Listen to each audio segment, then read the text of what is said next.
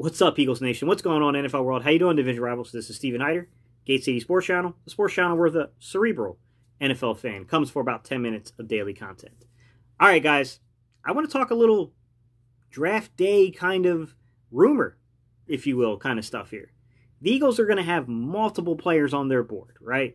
We know that, I've already stated it, guys. Hopefully you guys get what I'm saying. They're going to have quarterbacks on their board, I promise you. It doesn't mean that they're going to make that selection, but they'll be there. But I want to look at scenarios where it's I'll do a video later about, potential of moving up and down and how it would impact our picks and all that stuff for a quarterback. But today I really want to focus more so on an obvious solution to some of the offensive struggles outside of wide receiver, which is offensive line play. So what I want to paint to you is a scenario in which 3 out of the first 5 picks go to quarterbacks, whether that's guys coming up the board and down the board, whatever, right? I want to paint the scenario where Trevor Lawrence, Zach Wilson, and Justin Fields take up 3 of the first 5 picks. And Eagles are sitting there with the 6th pick in the 2021 NFL Draft, and Penei Sewell is available for the Eagles to draft. I said last year that there were a lot of problems with the quarterbacks, with receivers, there's just so much going on. But I did say that if I had the ability to just fix one thing about the Philadelphia Eagles 2020 season, I would have fixed the line play. Because I feel like if you could fix the offensive line play, some of these other things kind of iron themselves out. Well, if you're sitting there in the 2021 draft and the best tackle, the most highly rated tackle is sitting there and he slid down to you at 6, it does paint a very interesting scenario to talk about rumors here, guys, to what the Eagles might do there. Because if the Philadelphia Eagles were to go ahead and select Penei Sewell, what does that say about the tackle depth on this Philadelphia Eagles team? Because, let's be honest, you got Andre Dillard, who was a 2019 first-round pick. You have a guy that you've been working on for 3 years, going into his 4th year now. I mean, what does that say for Jordan Mailata, who's definitely been a good player for the Eagles last year? What does that say about Lane Johnson, right? One of those all-time great Eagles guys. He's now 31. Is this time done? What does it say about Jack Driscoll? Because Jack Driscoll is also on this roster. He's a 4th-round pick from last year. He's a guy that played good in short moments. He's got some work to do. He's got to gain some strength. I think we all saw that in his game, but he played above expectations, in my opinion.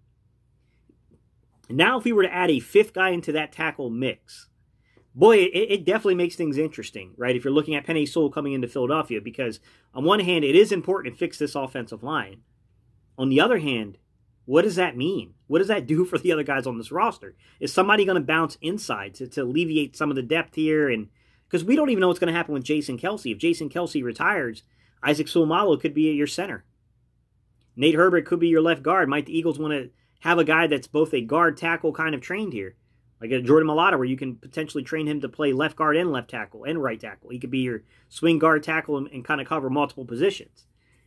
It's an interesting thing to talk about because I would seem, in my opinion, you're probably going to move 1 to 2 players, like at that position if you go get a Penei Sewell, because it's not necessary to have 5 tackles on your depth chart. So who would you move? Well, the obvious candidate would be Andre Dillard. The issue with Andre Dillard is if you look at his contract, right, he's only going to count like $3.4 million or so against the cap, but his base salary is only like I want to say it's like 1.6 or 1. It's very low, guys. It's not even $2 million. So a team that would be, in theory, acquiring Andre Dillard, yes, he's risky. Yes, he has very good college tape from a pass blocking perspective. Yes, that 2020 training camp, it was rough. But so was Mailata's, and Mailata turned out to be quite good in season. But what you can say is that, yeah, it's risky, but it's not costing you a lot. It's not going to cost an acquiring team much of anything. Where it's going to hurt, it's going to hurt the Eagles, because if you cut him, he's got a $7 million dead cap save, protection. You cut him, it's going to cost you almost, I think, like $4 million to cut this guy. That's not a smart play. Right, you don't want to cut somebody who's going to cost you $3 to $4 million against your cap when you're already cap struck. Now, if you weren't really, strapped with the cap situation, it wouldn't probably be as big a deal. But the other thing is that we know because we're cap strapped, we also have to build for this draft. We need to build through this draft, and the next year's draft, we need to infuse a lot of young talent across this roster in order to get this thing rolling forward. So, where Andre Dillard might have interest here is that you could trade him. So you could pre-June 1st trade this young man And what you get is, you're only going to get hit for like $100,000. Guys, Eagles, even in a cap strap situation, we can need $100,000 to gain more leverage in the draft. That's not a big deal. Like, to me, Andre Dillard is a guy that if I saw the Eagles select Penei Sewell early in the draft, I would immediately turn my attention to thinking like, hey man, there's a really good probability the Eagles might move Andre Dillard for an additional 3rd round pick or to gain back a 4th round pick here, because the distance from when we end our pick in the 3rd round and pick it back up in the 5th round, hey man, there's a lot of talent that's going to come off the board at that point. It might be advantageous to have a guy that could be 3rd on your depth chart who could give you back a 4th round pick or another additional 3rd round pick to move that guy. Like, to me, that's one that I could see would completely make sense to me and I would watch out for. The other one you got to watch out for, though, is Lane Johnson, because he's 31. This is a guy that would definitely get you picks. The issue, I think, is that it's really difficult to move Lane Johnson because Lane Johnson's contract is very, very expensive, guys. Like, that is not an easy situation to project for you guys. And my gut instinct is that if Lane Johnson does not restructure or renegotiate his contract, you would not see Lane Johnson get moved until camp. They would probably hold Lane Johnson into camp, hoping that right, ankle is good to go. And, hopefully you could drum up his trade value, especially if Penei Sewell is playing well and Jordan Mailata is playing well. Jack Driscoll looks good. You know what I mean? Like, Andre Dillard even maybe starts to look like something like that. I think you could definitely move a Lane Johnson. But the reason you can't do it for draft picks this year without him restructuring and renegotiating is just, it's the pure amount of money that Lane Johnson's making, guys. His base salary alone is like $9.5 million. He's got a prorated bonus of $8.1 million, okay? All of his entire contract is guaranteed, like his entire base salary is guaranteed, all $9 million of it. All $9.5 million of it, to be exact, is guaranteed. And he's going to count 17.8 against the cap. Then you break it down into the fact he's got a $39 million dead cap protection. That dude is protected. He's not going anywhere via being cut. You cut this guy, you take that $39 million and you subtract the savings you would get from his cap number, which is the 17.8. Man, you're still eating $21 million. The Eagles aren't going to eat $21 million. You could potentially look at him as a trade target to potentially bring that cost down, but then you still look at it, guys, and it brings it down from $39 million to $29 million on the dead cap. So you take that $29 million and subtract the 17.8, and you're still eating $11.5 million. I can't see the Eagles doing that this year. It's too cap strapped for that kind of action to occur. So what does that really leave us, guys? It leaves us a post-June 1st trade, where you can divide the dead money up over 2 years.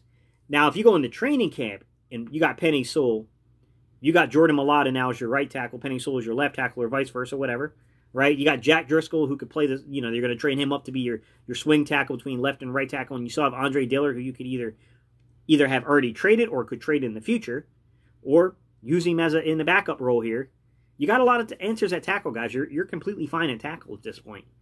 And you break up his contract over 2 years on the dead cap money, and now you're only paying $8 million in dead money against the $17.8 million contract he has, which gives you actually a cap savings of $9.7 million for the year.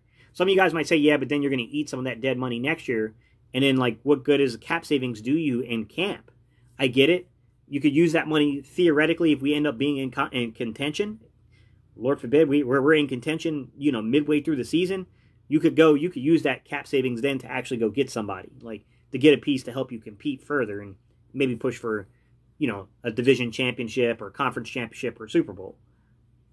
That's if the stars align, guys, and that's a lot of stars to align. Let's be real. But also what you could do is what the Eagles did with Fletcher Cox is that they restructured his deal, converting base salary into, kind of bonus money, which is not what they would do with Lane Johnson. You're just talking about trading it. But what they did is they then rolled that savings into 2021. Well, with Lane Johnson, you could do something very similar, guys. You could take the $9.7 million if you're not just in contention to go trade for a guy to add more talent to your roster for, to compete for something. Well, you could take that $9.7 million savings you're getting this year and roll that sucker into 2022 to create more space in 2022. So, yes, training camp post-June 1st. Could I see Lane Johnson potentially being traded if they picked up Penei Sewell? I think it's a possibility, guys. I think you could see something like that potentially transpire. Now, concluding thoughts on this, guys. We need to fix the O-line. And I'll be honest with you, Penei Sewell, he fixes the O-line. I don't care who you have behind center, whether it's Hurts, whether it's Wentz, whether it's a rookie that you draft later on, whatever. To me, it's going to be really hard to succeed if your offensive line cannot hold up and cannot take pressure off, right? I do think the scheme is going to help. So, I mean, look, if you fix the offensive line, and then you also bring in a scheme which it's much quicker processing for the quarterback to where they want the ball out of that quarterback's hands, you're already putting two things in the favor to make your quarterback successful.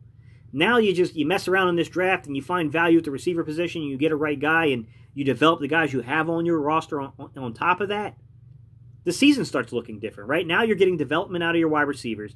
You got a scheme that's speeding things up, and you got an offensive line that's protecting. The season outcome could be a lot different just by that pick alone, guys. And you saved money. You've gained more draft picks. You've done all those things, right? Like, you've set yourself up. So, to me, the Penei Sewell kind of like draft day rumor stuff, it does make a ton of sense if you really break it down into what it could afford you, what it could do. Is that going to make me excited as getting a Jamar Chase, a Devontae Smith, a Kyle Pitts? Heck no.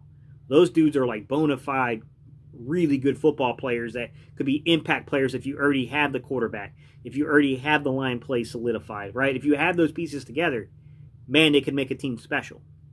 I get it's not exciting like that, guys. But there's merit to it. I'm not saying it'll happen. I'm just saying there's merit to the thought process. All right, guys, that was your draft day rumor. I'll keep doing these things for you.